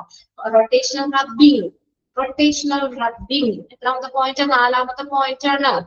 Rotational rubbing on right thumb gripped. Gripped എന്ന് പറഞ്ഞാൽ എന്താ? അത് മുറുകെ പിടിക്കുക. ഇങ്ങനെ ഫ്രീ ആയിട്ട് ഇങ്ങനെ അടിച്ചിട്ട് കാര്യമുണ്ടോ? ഇത് മുറുകെ പിടിക്കുന്ന രീതിയിൽ with left thumb and vice versa, നേരെ തിരിച്ചും ചെയ്യുക. ഓക്കെ, ഇനി നെക്സ്റ്റ് എന്താണ്? അഞ്ചാമത്തെ പോയിന്റ് നോക്കിയേ, rotational rubbing backward and forward. നമ്മൾ ഫ്രണ്ടിലേക്കും ബാക്കിലേക്കും with closed fingers to right hand in left back and contrariwise. അതുപോലെ തന്നെ ചെയ്യുക. അതായത് നമ്മളിപ്പോ റൈറ്റിന്റെ ഫിംഗേഴ്സ് ക്ലോസ് ചെയ്തിട്ടേ ലെഫ്റ്റ് തമ്പ് ഇങ്ങനെ വെച്ചിട്ട് ഇങ്ങനെ ചെയ്യാനായിട്ട്. അത് നിങ്ങളുടെ പിക്ചറിൽ 7ാമത്തെ പിക്ചറാണ്. അവിടെ നിങ്ങൾ 5 നമ്പർ ഇട്ട് വെച്ചു. അപ്പൊ നിങ്ങൾക്ക് കറക്റ്റ് പോയിന്റ് വായിക്കുമ്പോ പിക്ചറും കറക്റ്റ് ചെയ്ത് പോകാം കേട്ടോ. 2 കൈകളും എന്ത് ചെയ്യണം? ഇതുപോലെ ചെയ്യണം. Rotational rubbing backward and forward with clasped fingers or of right hand in left palm and contrary. അവിടെ പോയിന്റ് നമ്പർ ഇട്ടിട്ടില്ല കേട്ടോ. നോക്കാം. റൊട്ടേഷണൽ റബ്ബിംഗ് 5ാമത്തെ പോയിന്റ്. അത് നമ്മുടെ പിക്ചറിൽ എത്രയാണ്? 7ാമത്തെ പിക്ചർ ആണ് 5. ഓക്കെ, ഇനി അടുത്ത് നോക്കിയേ, 6ാമത്തെ നോക്കിയേ, ബോത്ത് റെസ്റ്റ് റൊട്ടേഷണലി. 2 കൈത്തണ്ടയും, അതിവിടെ കാണിച്ചിട്ടില്ല, പിക്ചറിൽ കാണിച്ചിട്ടില്ല കേട്ടോ. 2 കൈത്തണ്ടയും നമ്മൾ എങ്ങനെ എടുക്കുക? റബ്ബ് ചെയ്യാം. ഇനി അടുത്ത് നോക്കിയേ, rub nails by using soft brush. എല്ലാവരും ചെയ്യാറുണ്ട് അല്ലെ? സോഫ്റ്റ് ബ്രഷ് കൊണ്ട് നെയിൽസ് റബ്ബ് ചെയ്യുക. നമ്മൾ പുതിയ ക്യൂടെക്സ് ഒക്കെ ഇടാൻ നേരത്തിട്ട് അല്ലെ, നെയിലൊക്കെ ഒന്ന് റബ്ബ് ചെയ്ത് വെക്കും അല്ലെ? നമ്മൾ ബ്രഷ് ഒക്കെ ഉപയോഗിച്ചിട്ട്, സോഫ്റ്റ് ബ്രഷ് ഉപയോഗിച്ചിട്ട് നെയിൽസ് ഒക്കെ റബ്ബ് ചെയ്യുക. അത് പിക്ചറിൽ ഇല്ല. പിന്നെ അടുത്ത വാഷ് ഹാൻഡ്സ് പ്രോപ്പർലി. അപ്പൊ ഇത്രയും സ്റ്റെപ്സുകളൊക്കെ ചെയ്തിട്ട് നമ്മൾ കൈകള് നന്നായിട്ട് കഴുകണം. പിന്നെ എന്താ, അപ്പൊ ഇത്രയും നമ്മൾ ഇത് ചെയ്ത് കൈകളൊക്കെ വളരെ നീറ്റായി കഴുകി. ഇനി എന്ത് ചെയ്യണം? ലാസ്റ്റ് എന്താ? Close water taps with elbow and dry hands തറവി. ഇനി വീണ്ടും നമ്മൾ ആ കൈ കൊണ്ട് കഴുകിയ ഇത്രയും സ്റ്റെപ്സുകൾ ആക്കി നമ്മൾ കൈകൾ കഴുകി. ആ കൈ കൊണ്ട് തന്നെ ഇനി വീണ്ടും നമ്മൾ ടാപ്പ് ഓഫ് ചെയ്താൽ വീണ്ടും ഇൻഫെക്ഷൻ ഒക്കെ ആവില്ലേ? അപ്പൊ അതുകൊണ്ട് ഇത്രയും സേഫ് ആയിട്ട് കൈ കഴുകിയിട്ട് വാട്ടർ നമ്മുടെ ടാപ്പ് ക്ലോസ് ചെയ്യാൻ എൽബോ ഉപയോഗിക്കാൻ. എൽബോ എന്ന് പറഞ്ഞാൽ കൈയുടെ മുട്ട് അല്ലെ? മുട്ട് ഉപയോഗിച്ചിട്ട് അത് ടാപ്പ് ക്ലോസ് ചെയ്യുക. അപ്പൊ അത്രയാണ് അവിടെ സ്റ്റെപ്സ് കൊടുത്തേക്കുന്നത്. അതായത് 9 സ്റ്റെപ്സ് ഉണ്ട്. നമ്മുടെ പിക്ചറിൽ 11 ഉണ്ട്. ഞാൻ ജസ്റ്റ് ആ പിക്ചറിൽ നമ്പർ ഇടേണ്ടത് ഒന്നുകൂടി ഞാൻ പറയാണ്. പിന്നെ പിക്ചർ നോക്കിയാൽ നിങ്ങൾക്ക് അറിയാം. ഇനി പ്രത്യേകിച്ച് എക്സ്പ്ലനേഷൻ ഒന്നും ആവശ്യമില്ല. അതായത് ആ 9 പോയിന്റ്സും നിങ്ങൾ വേണമെങ്കിൽ നമ്പർ ഇട്ട് വെച്ചോ. അപ്പൊ തെറ്റിപ്പോയില്ല. ആ നമ്പർ ഇട്ടിട്ട് ആ 1ാമത്തെ പോയിന്റ്സ് എന്ന് പറഞ്ഞ പിക്ചറിൽ സെയിം 1 തന്നെയാണ്, നമ്പർ 1. ഇനി പിക്ചറില് 4 എന്നുള്ളതില്ലേ? പിക്ചറിലെ ആട്ടാ ഞാൻ പറയുന്നത് ആദ്യം. 4 എന്നുള്ളത് 2 ആണ്. നമ്മുടെ പോയിന്റില് 2. അപ്പൊ 4 വെട്ടിയിട്ട് അല്ലെങ്കിൽ 4ന്റെ അവിടെ നിങ്ങൾ 2 നമ്പർ ഇടുക. ഇനി 5 പിക്ചറില് നമ്മൾ 5 എന്ന് കാണിച്ചേക്കുന്നത് 3 ആക്കുക. 3 ആണത്. പോയിന്റില് 3ാമത്തെ പോയിന്റ് ആണ് 3. ഇനി അടുത്തത് 6 എന്നുള്ളത്, പിക്ചറിലെ 6 എന്നുള്ളത് 4 ആണ്. നമ്മുടെ പോയിന്റില് 4 ആണത്, 4. ഇനി 7, പിക്ചറിലെ 7 എന്ന് പറഞ്ഞത് 5 ആണ്, 5. പിന്നെ ബാക്കി 6, 7, 8, 9 അത് പോയിന്റ്സ് നമുക്ക് എന്താ പറയാ, ആ ഒരു ഓർഡറിലായിട്ടല്ല. റിസ്റ്റിന്റെ ആദ്യം പറഞ്ഞിട്ടില്ല. കൈത്തണ്ട കഴുകണം, നെയിൽസ് സോഫ്റ്റ് ബ്രഷ് ഉപയോഗിച്ച് കഴുകണം, അത് പറഞ്ഞിട്ടില്ല. പിന്നെ കൈകള് വാഷ് ഹാൻഡ്സ് പ്രോപ്പർലി, നന്നായിട്ട് കൈ കഴുകുക. പിന്നെ എൽബോ ഉപയോഗിച്ചിട്ട് എൽബോ ഉപയോഗിച്ചിട്ട് ടാപ്പ് ക്ലോസ് ചെയ്യുക. ഹാൻഡ്സ് നല്ല രീതിയിൽ തുടയ്ക്കുക. അത്രയാണ്, ഡ്രൈ ആക്കുക. അത്രയാണ് പറഞ്ഞേക്കുന്നത്. ഇനി പെട്ടെന്ന് ആ പിക്ചർ കൂടി നിങ്ങളൊന്ന് നോക്കിയേ. പിക്ചറിൽ നോക്കിയേ, wet hands with water. Picture എന്താ പറഞ്ഞേക്കണേ? ആദ്യം കൈ ഒന്ന് നനയ്ക്കുക അല്ലെ? വെള്ളം ഉപയോഗിച്ചിട്ട് കൈ നനയ്ക്കുക. പിന്നെ അടുത്ത എന്താ? അപ്ലൈ ചെയ്ത് soft cover all hand surface. നമ്മുടെ ഹാൻഡ് സർഫസ് ഫുള്ള് കവർ ചെയ്യുന്ന രീതിയിൽ ആവശ്യത്തിന് സോപ്പ് എടുക്കാം. നമ്മൾ അങ്ങനെയല്ലേ ചെയ്യുന്നേ? ആദ്യം സോപ്പല്ലല്ലോ, ആദ്യം കൈ ഒന്ന് നനച്ചിട്ടല്ലേ സൊല്യൂഷൻ എടുക്കുന്നത്. സൊല്യൂഷൻ എടുത്തു. ഇനി എന്താണ്? റബ് ഹാൻഡ്സ് പാം ടു പാം. അത് കണ്ടോ? അത് നമ്മുടെ ഇതിനകത്ത് ഇല്ല. പോയിന്റിൽ പറയില്ല. അതിങ്ങനെ വെറുതെ ഒന്ന് hands to palm to palm ഒന്ന് റബ് ചെയ്യണം നമ്മളങ്ങനെ. പിന്നെ അടുത്ത നോക്കിയേ, right palm over left dorsum with interlaced fingers and vice versa. ഇതെങ്ങനെയാണെന്നറിയോ? അതായത് ഈ നമ്മുടെ ഇപ്പോ ഇതെന്റെ ലെഫ്റ്റ് ഹാൻഡ് ആണ്. ലെഫ്റ്റ് ഹാൻഡ് ഇങ്ങനെ പിടിച്ചു കഴിഞ്ഞാൽ റൈറ്റ് ഹാൻഡ് അതിന്റെ മുകളിൽ വെച്ചിട്ട് ഇങ്ങനെ ചെയ്യാനായിട്ട്. പിക്ചറിൽ തന്നെ ഉണ്ട് കേട്ടോ. അതുപോലെ തിരിച്ചും ഈ റൈറ്റിന്റെ മുകളിൽ ലെഫ്റ്റ് ഹാൻഡ് വെച്ചിട്ട് ഇതുപോലെ ഫിംഗേഴ്സ് തമ്മിൽ പിണയുന്ന രീതിയിൽ ഇങ്ങനെ ചെയ്യാം നേരെ. ഇനി അടുത്ത നാലാമത്തെ palm to palm with fingers interlaced. നമ്മള് പാം ടു പാം നമുക്ക് ഈ രീതിയിൽ പാം ടു ഫിംഗേഴ്സ് പരസ്പരം മുട്ടുന്ന രീതിയിൽ നമ്മുടെ കൈയുടെ പാദം കൈയിൽ നമ്മള് നന്നായിട്ട് ചെയ്യുക, റബ് ചെയ്യുക. പിന്നെ അടുത്തത് back of fingers to opposing. അത് നമ്മൾ പറഞ്ഞതാ, back of fingers to opposing. Palm with fingers interlocked ചെയ്യുന്ന രീതിയിൽ ചെയ്യുക. പിന്നെ എന്താണ് rotational rubbing of left thumb clasped in right palm and vice versa. അതുപോലെ ഇങ്ങനെ തിരിച്ചും ചെയ്യുക. പിന്നെ അടുത്തതാണ് നമ്മൾ പറഞ്ഞത് rotational rubbing, backward and forward with clasped fingers close ചെയ്യുന്ന രീതിയിൽ. ഇപ്പൊ ലെഫ്റ്റിന്റെ നമ്മൾ ക്ലോസ് ചെയ്തിട്ട് റൈറ്റിൽ വെക്കുക, റൈറ്റിന്റെ ക്ലോസ് ചെയ്തിട്ട് ലെഫ്റ്റിലേക്ക് വെച്ച് റൊട്ടേഷണൽ റബ്ബിംഗ് ചെയ്യുക. പിന്നെ റിൻസ് ഹാൻഡ്സ് വിത്ത് വാട്ടർ. ഇനി ഇത്രയും ചെയ്തിട്ട് എന്ത് ചെയ്യണം? കൈകള് വെള്ളം ഉപയോഗിച്ചിട്ട് കഴുകണം. പിന്നെ അടുത്തത് എന്താ? Dry thoroughly with single. ഒരു കർച്ചീഫ് എന്തെങ്കിലും ഉപയോഗിച്ചിട്ട് കൈകൾ നന്നായിട്ട് തുടയ്ക്കുക. Use towel to turn faucet. Faucet എന്ന് പറഞ്ഞാൽ എന്താണ്? നമ്മള് ഫോസെറ്റ് എന്ന് പറഞ്ഞാൽ ഈ ടവല് ഉപയോഗിച്ചുകൊണ്ട് നമ്മൾ ടോപ്പ് അടയ്ക്കുക. നമ്മള് പോയിന്റ് പറഞ്ഞത് എൽബോയ് ഉപയോഗിക്കാനാ പറഞ്ഞത് അല്ലെ? കൈകുട്ടുകൊണ്ട് ടാപ്പ് അടയ്ക്കാനാ പറഞ്ഞത്. ഇവിടെ എന്ത് ഉപയോഗിക്കണം? Use towel to turn off faucet. Faucet എന്ന് പറഞ്ഞാൽ ടാപ്പ് തന്നെ. ടാപ്പ് ഈ ടവൽ ഉപയോഗിച്ചിട്ട്, അതായത് നേരിട്ട് ഇനി ടച്ച് ചെയ്യരുത്, അത്രേ ഉള്ളൂ. ഓക്കെ, കഴുകുക. then at your hands are safe. ഇത്രയും സ്റ്റെപ്സ് ഒക്കെ കഴിയുമ്പോഴത്തേക്കും നമ്മുടെ കൈ സേഫ് ആവും. നമ്മൾ കൊറോണയിലെ ടൈമിലൊക്കെ ടിവിയിൽ കാണിക്കാറില്ലായിരുന്നോ?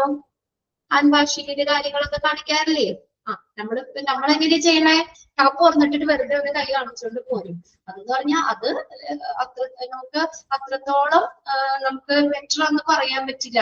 ഈ ഇൻഫെക്ഷനെയൊക്കെ കൺട്രോൾ ചെയ്യാനായിട്ട് അല്ലെങ്കിൽ പ്രിവെന്റ് ചെയ്യാനൊക്കെ ആയിട്ട് നമുക്ക് അത്രയും ബെറ്റർ ആണെന്ന് നമുക്ക് പറയാൻ പറ്റില്ല. അപ്പൊ ഈ രീതിയിലുള്ള hand washing, thorough hand washing നമ്മൾ ചെയ്യണം. എങ്കിൽ മാത്രമാണ് നമുക്ക് ഇൻഫെക്ഷനെ നമുക്ക് പ്രിവെന്റ് ചെയ്യാൻ പറ്റത്തുള്ളൂ.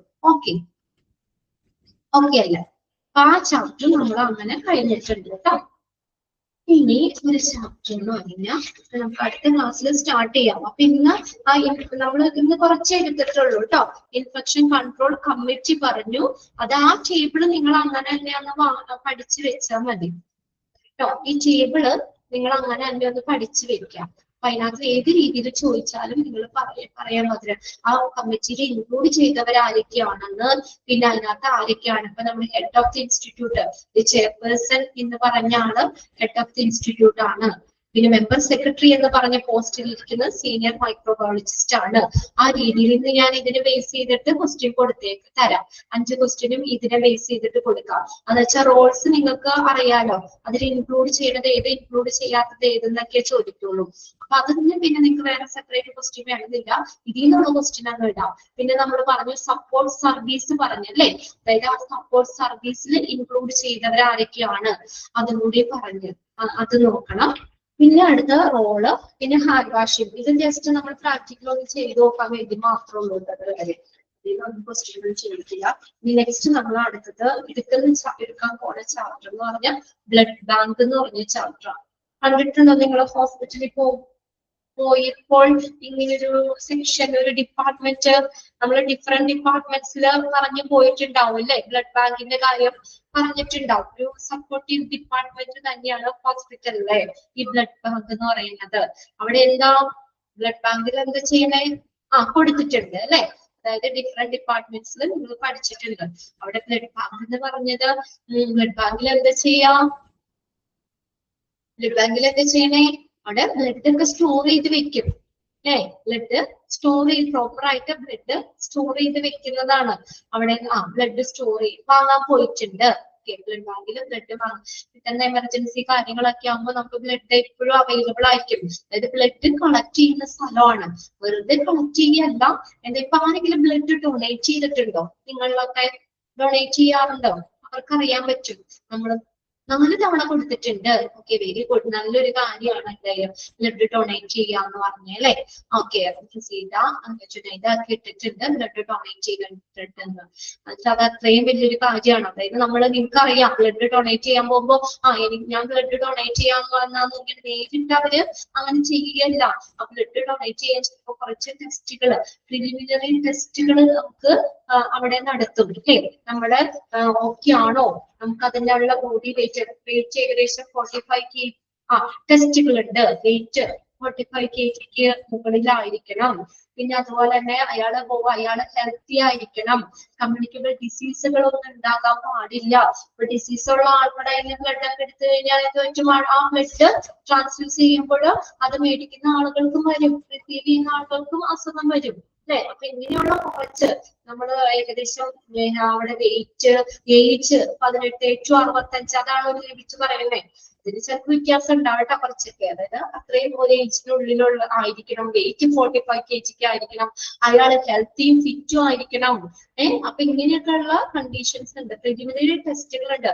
അത് നടത്തി ഓക്കെ, ആന്റിബയോട്ടിക്സ് അതിന്റെ കാര്യം, പിന്നെ അതുപോലെ ഞാൻ പറഞ്ഞില്ലേ, പിന്നെ അങ്ങനെയുള്ള കാര്യങ്ങൾ നോക്കും. പിന്നെ അവിടെ ബ്ലഡ് ഗ്രൂപ്പും, നമ്മുടെ ഗ്രൂപ്പ് ഏതാണ്, നമ്മള് അത് RBC ബ്ലഡില് നമുക്ക് അത് ആവശ്യത്തിന് ബ്ലഡ് ഉണ്ടോ, നമുക്ക് ബ്ലഡ് ഡൊണേറ്റ് ചെയ്യാൻ ആവശ്യത്തിന് നമ്മുടെ ശരീരത്തിൽ ബ്ലഡ് ഉണ്ടോ, ഇതിങ്ങനെയുള്ള കുറെ കാര്യങ്ങളൊക്കെ ടെസ്റ്റ് ചെയ്തിട്ടാണ് ബ്ലഡ് ഡൊണേറ്റ് ചെയ്യുന്നത്. ഓക്കെ, അപ്പൊ അങ്ങനെ എന്താണ് ബ്ലഡ് ബാങ്കിനെ കുറിച്ചാണ് നെക്സ്റ്റ് ചാപ്റ്റർ. ഇച്ചിരി ഡീറ്റെയിൽ ആയിട്ട് പഠിക്കാറുണ്ട്. ഓരോ ബ്ലഡ് ഗ്രൂപ്പുകളും അതിന്റെ ആന്റിജൻ, ആന്റിബോഡി ഏതൊക്കെയാണ്, ഏതൊക്കെ ആളുകൾക്ക്, ഏതൊക്കെ ഗ്രൂപ്പുകാർക്കൊക്കെ ബ്ലഡ് ഡൊണേറ്റ് ചെയ്യാം, ആരുടെയൊക്കെ ബ്ലഡ് റിസീവ് ചെയ്യാം, എല്ലാവർക്കും അറിയാലോ അല്ലെ, ബ്ലഡ് ഗ്രൂപ്പ് ഏതാണെന്നൊക്കെ അറിഞ്ഞൂടെ. ഓക്കെ, അടുത്ത ക്ലാസ്സിൽ നമുക്കത് നോക്കാം. അപ്പൊ നമുക്ക് കണ്ടിന്യൂ ചെയ്യാം കേട്ടോ. ബ്ലഡ് ഗ്രൂപ്പ് ഒക്കെ നോക്കി വെച്ചെല്ലാവരും ഞാൻ ചോദിക്കാം. ഓക്കെ, ബൈ, നെക്സ്റ്റ് ക്ലാസ്സിൽ കാണാം കേട്ടോ.